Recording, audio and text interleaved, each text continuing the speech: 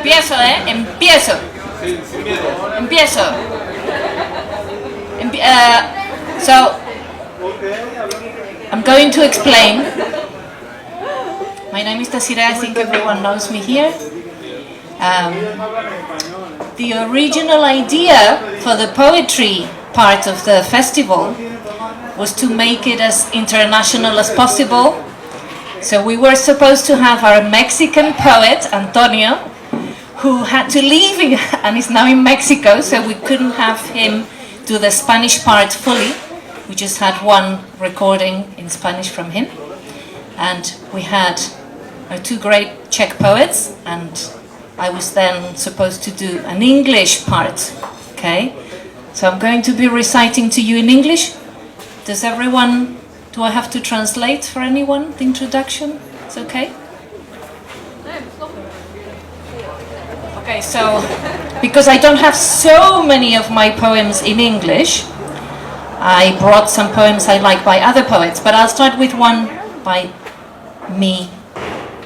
And this poem is called Elation, Desolation, and it was inspired by the physical desert that I know, the Sahara Desert, and the desert of the soul. So it's a combination of both these. Okay.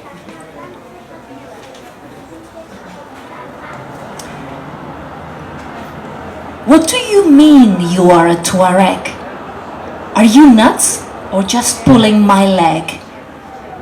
I followed you to the Saharan desert to excavate your delusional egg. We walked under the brightest sun. We slept under the darkest skies. On the road, on a shoestring, in a tight tent on clay rooftops. We talked and ate with Tuaregs, wore their turbans on our heads. You have their same thin legs, if just of a much lighter shade. We felt the sand under our feet. The desert is no place to feast. The wind, the flies, the daytime heat.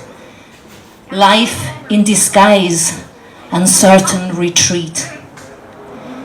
After a day of chasing our shadows, of pouring sweat and blinding sun rays, of dry mouths longing for sweet rain, we found an oasis for our sorrows. From Timbuktu you expected paradise. We found tracks flooded by plastic trash, goats gorging on non-organic grubs, snotty children wearing coats of filth and grime. We jumped onto the longest train, a sleepless night on iron rocks, full moonlight piercing our brain, our teeth rattling in cold shock. The sun rose on the nearing coast. We jumped off and landed on dust, then hitchhiked as exotic ghosts, fine balance of hope and mistrust. We stretched our African vacation for 3 months of derealization, then returned to our previous lives, shared experience for our archives. The months passed, and then the years.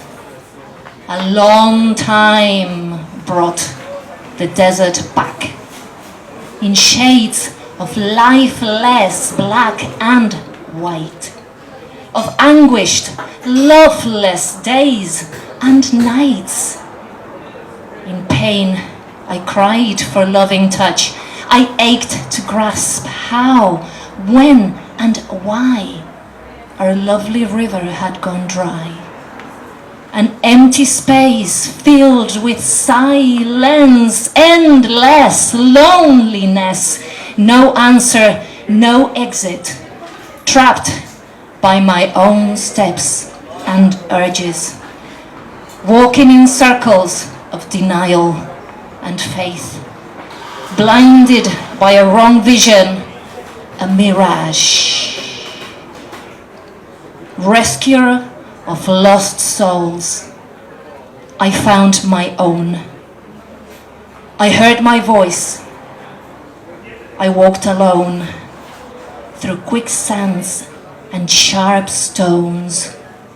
Today, I stand and see the desert from afar.